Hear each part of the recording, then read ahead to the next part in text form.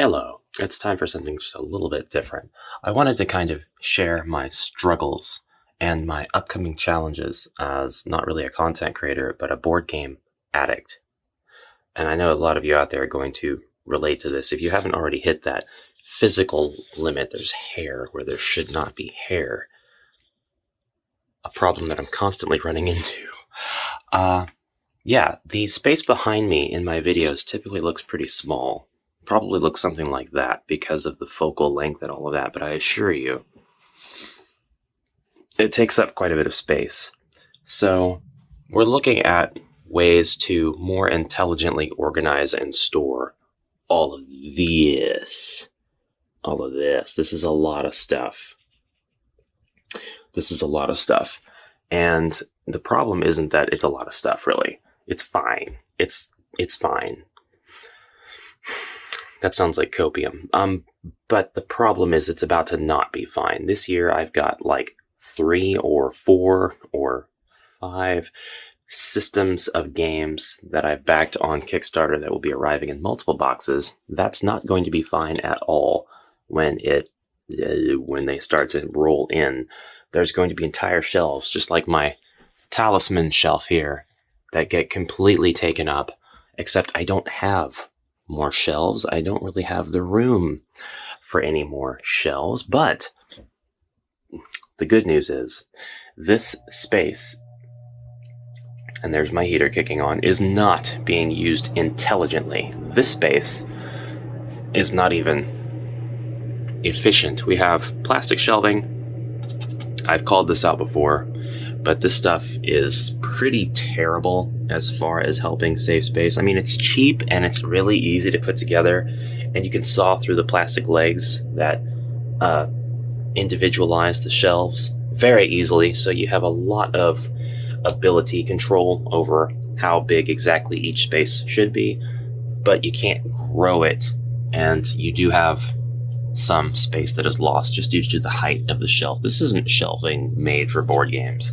I mean, it's shelving made for utility. It's just whatever you want. So this isn't being used probably in the best way, but the shelving was very cheap. It's like $40, I think, for the 30 or the 18 or 24 inch. I don't remember wide. This is like the 36 inch wide. So a little bit higher than that. I might have spent full price for one of them, like $70, but all in all, I have like 3 of these shelves, or 4 that I've bought all together in order to make these 2, and then I've got 1 in the closet. But anyways, there's some stuff over here, like, these 2 Robert Aspirin books that I could move, and once they're out of the way, I'll have all kinds of room. No, there is some stuff down here, though, that I could probably get rid of, and just because they're not board games doesn't mean that they have to move. A lot of this stuff is still being used as storage because I am running out of room in other places. But like the Nintendo Labo, I probably don't need these. I don't probably have to keep my Xenoblade Chronicles box in here either. The XPS Scenery Foam Booster Pack made for Adventures by Army Painter maybe does not have to be kept in here. And my lovely Flork plushes, which will get their next edition here in the coming months with the Mr. Business plush. They're not really in the way, but if I'm trying to build a custom solution, that is going to push a lot of this stuff away, and I've got to find a place for it to go. But the custom solution that I want to build is pine. Yes, pine. I'm just going to take pine and, down here at the bottom, by the way, VCRs and a TV. I want to take pine wood, and I've already sized what I need. What I haven't done is sized every single shelf yet, but I'm building this in advance in a spreadsheet. The shelving that I want to build has to be about 15 inches deep, so I'm going to have to combine boards. I don't really want to combine like a 1x12 and a 1x3, so I'll probably do something like a 1x6 and a 1x8. I don't know yet exactly. I want to keep this thing lightweight, but I want it to be far back enough that some of my deeper games, the games that don't have any sort of regard for your shelf space, will be able to fit nicely. And I want to build 2 sizes of this shelf, and I think I want to build 2 of each shelf. So the width and the depth will be kind of set in stone or in wood, but the height of the shelves will be something that I determine as I continue to collect games and what I kind of forecast what games are going to be. And believe you me, I'm trying to make sure I get everything down to the 1/4 inch. I don't want to waste a single inch of real estate, and I want my games to be stored as tightly and as compact as possible, protected from everything around them, each other, so they're not constantly weighing each other down. I'm going to have wooden shelves spaced every so often. There will be some stacking, like I'm going to stack, for example, 3 D&D games, and then there will be a shelf, and then I'll stack 3 D&D games, actually 4 with Ghosts of Saltmarsh. I'm thinking there's probably not going to be any more WizKids D&D boxes, so I'll stop it there. That's kind of a gamble, and it's one of many gambles I'm going to take, but that is how I'm going to be storing my games here soon. I'll have another shelf that's just got Orc Quest,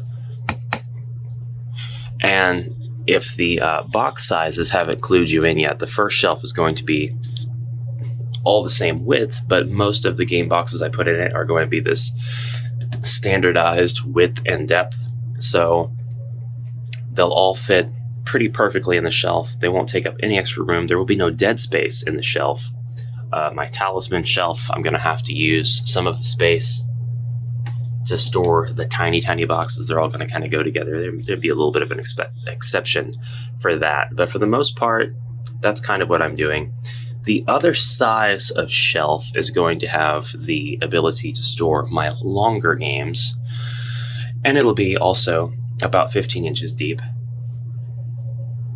But all of my long games will go on that. And that includes Battle Masters, Legend of Zagor, Dragon Strike, Talisman, and Dark World.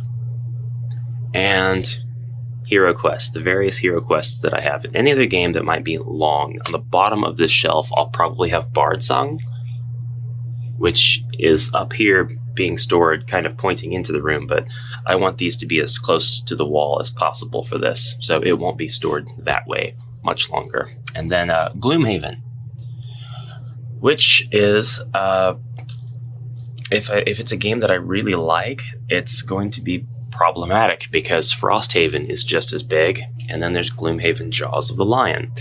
And then there's Avalon Hill's take on the Talisman property, which I know is coming at some point.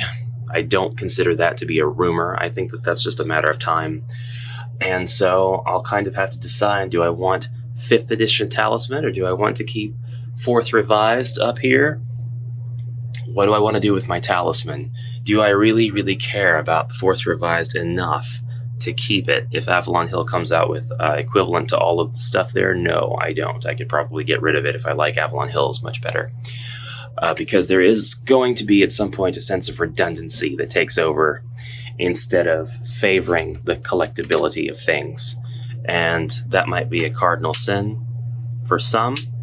That light's not plugged in. But for me, yeah, I got to give in to practicality at some point, which would dictate, stop buying board games, but I'm not that rational. Come on.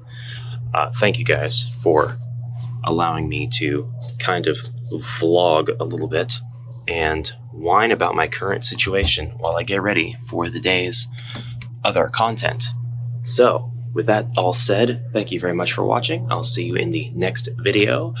Onward, brave heroes.